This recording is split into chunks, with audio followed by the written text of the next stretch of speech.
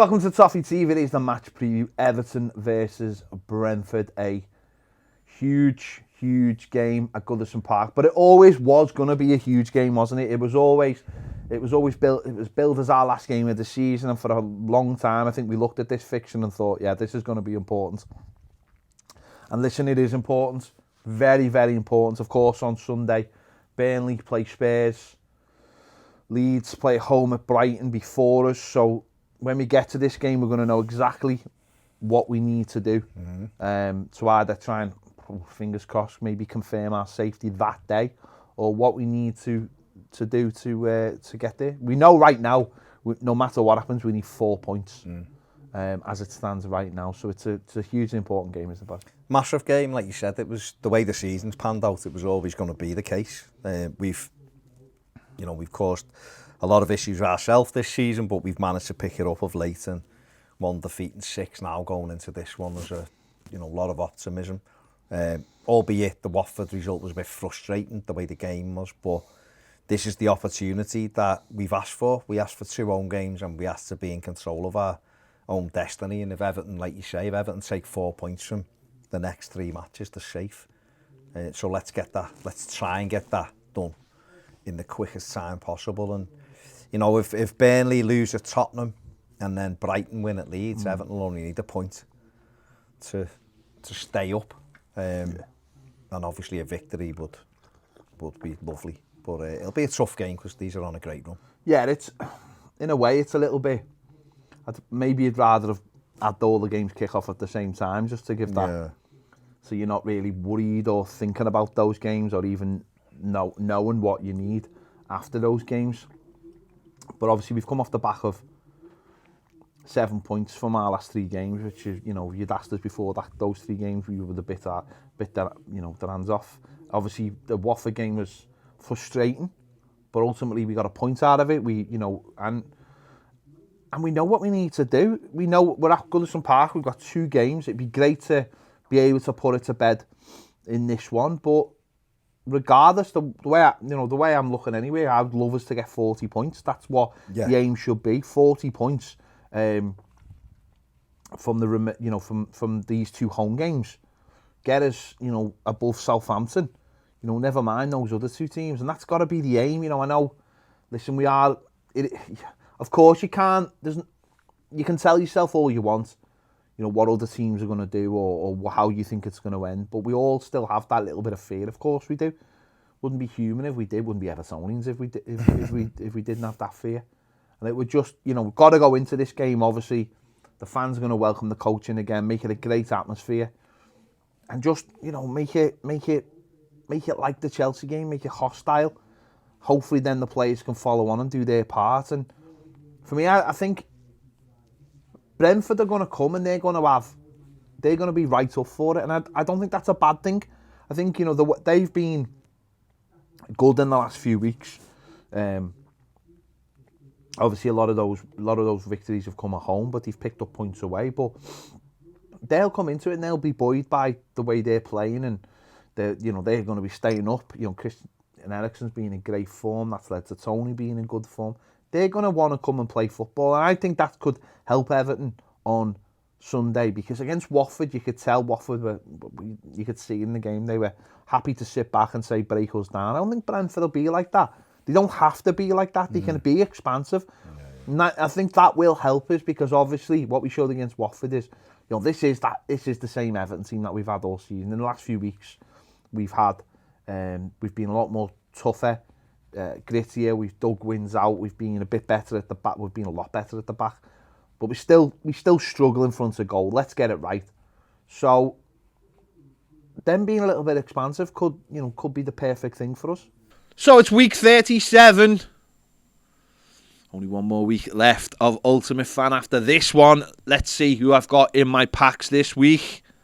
Here we go. This is the free base pack. This is the one you get when you download Ultimate Fan. This is the free pack you get every single week. 3 cards. That's who I've got. I've got Armstrong from Southampton. They've got Liverpool on Tuesday. Yeah, I don't think he's going to do much. Wan-Bissaka I don't think they've got a game this week, so that's there's no point having that, is there? And Ross Barkley, who's got a little diamond on him. Why's he got a little diamond on his card? What are you doing, Ultimate Fan? Because he's a song. Doesn't play. Chelsea have got Leicester. I don't think I'd be putting Ross Barkley in, considering he never plays. Let's see. Gold pack. This is the one you get when you pay $4.99 a month. Who have I got? I've got Fofana. Leicester have got 2 games. Chelsea and Watford. Points on offer there. Points on offer. Have they got 2 games? I don't know. Cavani, Manchester United. They haven't got a game. And Havertz, Leicester, next week for Chelsea. There you go. Also, I've got a winners pack. That's I won my little mini group last week. Let's see. I've got John Joe Shelby looking very, very Voldemort. He's not going. They've got Arsenal on Monday night. He's not going into my team. Okay, so it's time to pick my team. £1,000 prize pot. Harry Kane is in there. Mo Salah's in there. I've took Salah out. I'm going to put Son in. He's in a good vein of form. I've got Harry Kane in there as well. They've got Burnley on Sunday. Kevin De Bruyne's been doing fantastic. Scored against 4 against Wolves. Going to leave him in. Saka, do I leave Saka in or do I look for someone else? I'm going to take Saka out and I'm going to put Mason Mount in. Trent Alexander-Arnold, I'm going to leave in. They've got Southampton and Cancelo in there. Cancelo in there. And Man City are going to be my team. So that is my team for this week's Ultimate Fan. Don't forget, £1,000 prize pot. Download the app if you haven't got it for a chance to win some money. Nice one. Absolutely, because we've proved that when teams sit in, we don't always know how to break them down. We proved that, even in the Boreham Wood game in the FA Cup, when they come and they were defensively so disciplined, we struggled to move the ball around. We struggled to create anything from it. And Watford kind of done the same after half an hour the other night. They just made sure they were compact, and we had a lot of the ball and didn't really know what to do with it. So I think where we've been better of late is springing teams who are trying to have the ball, like Leicester especially. We've created good opportunities. Even Liverpool and Anfield, we had a couple of really good opportunities and did well against Chelsea on the break. So I expect, Brentford will come and play. Christian Eriksen's in fantastic form for them. Tony's a threat, obviously, up front. But even in the FA Cup game, they came and were open and tried to play, and we were very good that day and battered them. So that's what we have to do, and we have to make sure that for them, they're safe. Got 43 points. They've got a fantastic season. Come up, haven't spent loads of money, and they're comfortable. And to worry about relegation with a few games to go. They've been brilliant. And therefore, for them, it's just a game of footy, Got a couple of games left. Yeah. This is the second to last one. They'll be focused, I imagine, on the Leeds game, which will be going round, getting the applause, and believe there's a little bit of beef between them and Leeds. The little niggles going on there, and Brentford apparently want to have their say in what Leeds go down or not. So that their focus will be on that. I'm not saying they're coming to Goodison not interested, but you have to, when there's more on the game for you than them, you have to put that home. And I think while there was a little bit of fatigue and a little bit of sluggishness at Watford the other night and a bit of cautiousness, I think the crowd at Goodison, they're going to go meet the coach at 2:30 again, and we'll see all the blue smoke bombs, and they'll be greeted. The noise will then carry into the stadium, and it's up to Everton then to feed off the crowd. And I'm sure the fans will make it a bear pit like we have done recently, and the team will get the energy from that, and we'll go and try and get this victory we need. You mentioned there, the obviously little bit of fatigue in the last game. What do you think, or where do you think changes might be in this game? Obviously, we're not going to have Yerry Mina. No. Ben Godfrey's not going to be back, I imagine. Yeah, I think so. And Delph, obviously, there's obviously he came off and with such a small gap between the game. Do you think they'll just be like that change, just Allen, or do you think he'll look, because Gordon and Gray have looked tired and mentally fatigued, and that leads to the wrong choices? Do you think he could look to have, because of course got a game Sunday, got a game Thursday as well. You know, do you think he might look to have changes ready to go? Yeah, I think the only kind of issue is what Dominic Calvert-Lewin's level is, because I think what you could do is Richarlison's better wide. I think he enjoys that freedom a little bit more in a wide area. I think he's in the game more. And therefore, in normal circumstances, you'd be saying, of course, we'll play Dom through the middle and have Richie wide and drop either Gordon or drop them, rest. Well, Gordon, it is resting, isn't it? Rest Gordon or Gray, and one will play an hour and the other one play the last half an hour for that freshness. And he might well do that. Frank Lampard, he may well do that. Maybe Rondon who start, who knows. But just with Dominic Calvert-Lewin, just right now, I'm just not sure. But this might be a game that he starts a minute at home. I think, for me though, I think the way Brentford they have like big, solid centre-backs, don't they? And I think that's where, for me, I think you might look at Dominic Calvert-Lewin. It might be why he brought someone against Watford, as in to say, right, we'll get 15 minutes into your legs against Watford because I'm going to start you. Because there's no way. I just don't think Rondon's a starter. I just don't think he's got it. He's a last. Yeah, he capitalises on other players being tired and then using that. I don't think he's a starter.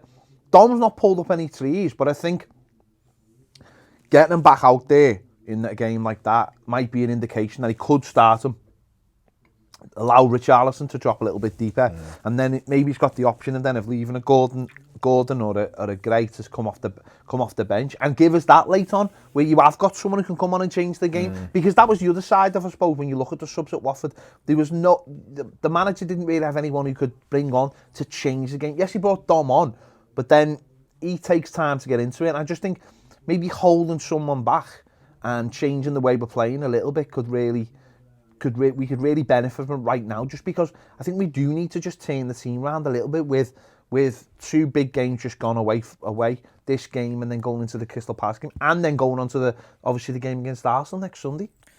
Yeah, because I think sometimes if you just keep doing the same thing, although the team knows the structure and they know how to play, you do need that freshness in the final third. That's something what gets you over the line. And the ideal thing, I guess, for Frank Lampard would be that Everton sort it all on Sunday.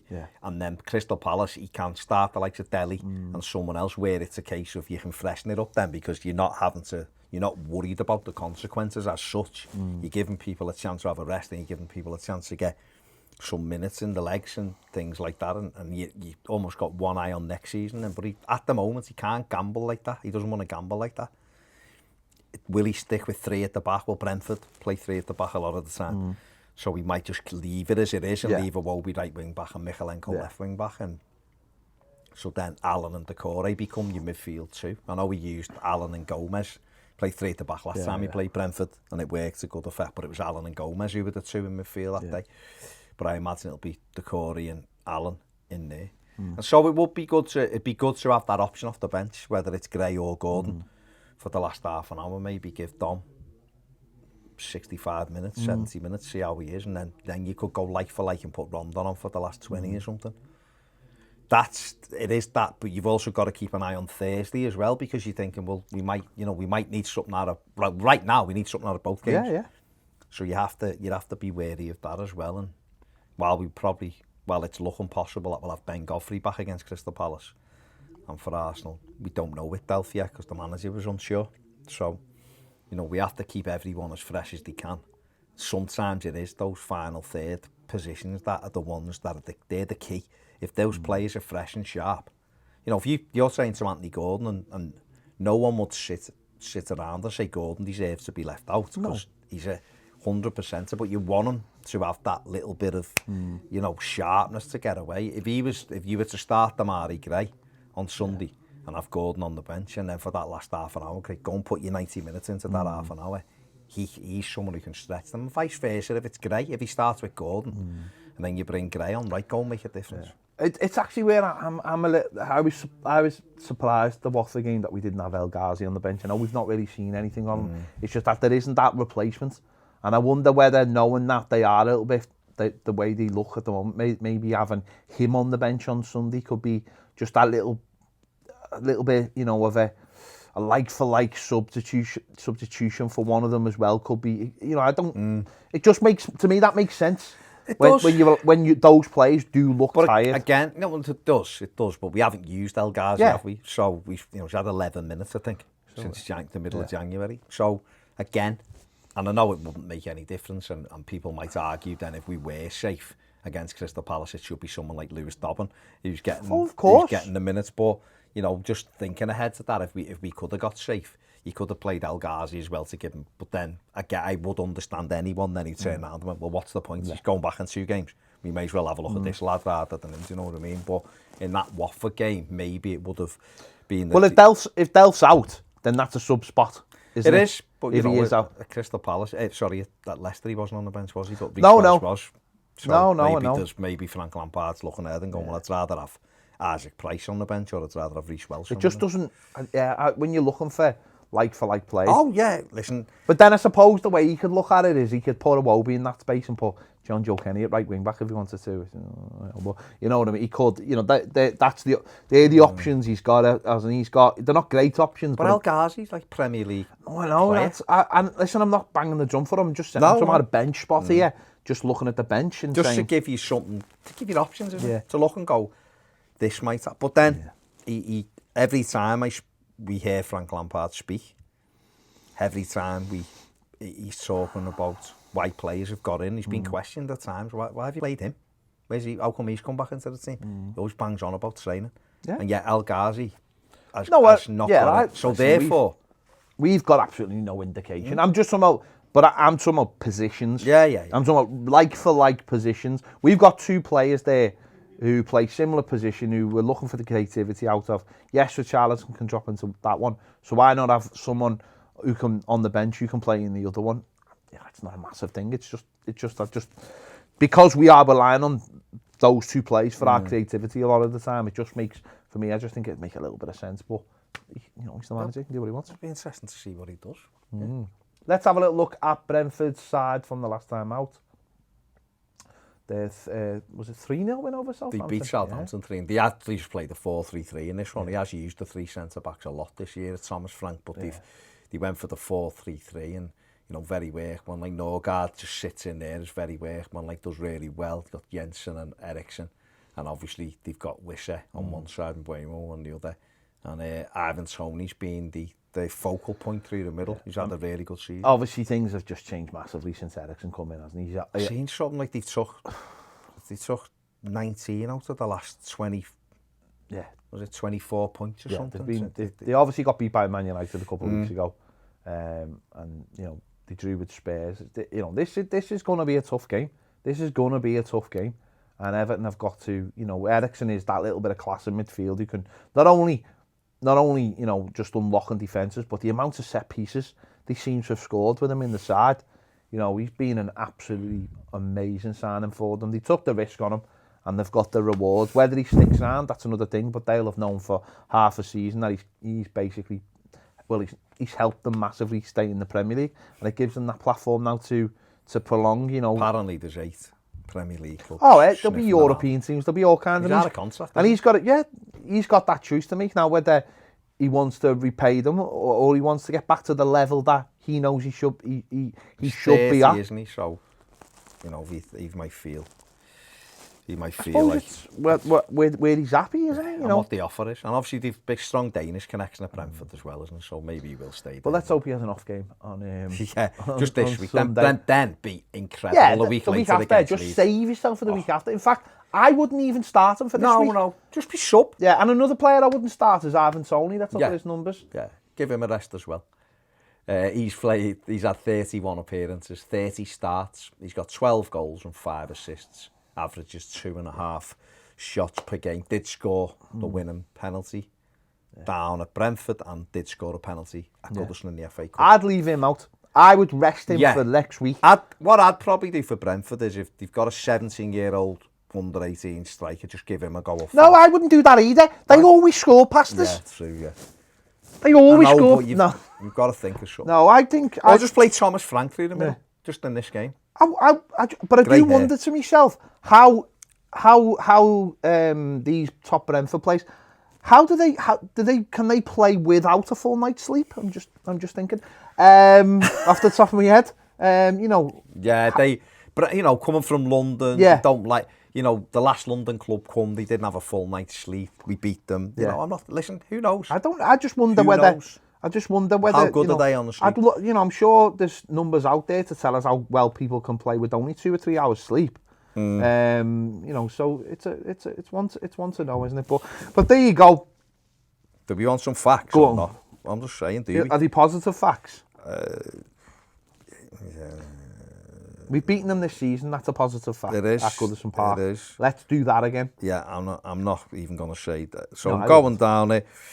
No, I'm not beat saying anything because all of them has got a jeopardy. We beat them. We beat them this season at Goodison We Park. played them twice. They won one. We've won one. We're 4-2 up on aggregate. On aggregate. Yeah. So let's make it 9-2. Yeah. Why not? Just for this week, Brentford. Then you can win 17-0 next Sunday. And I'll be cheering there you you on. go. Yeah, big game. Fans need to bring it, which I know they will. Yeah, of course they will. The coach is arriving at 2:30, isn't it? So 2:30. It's gone out. It's on social media. All the people who involved. Let's make in the it. whole of Goodison Road and City Road.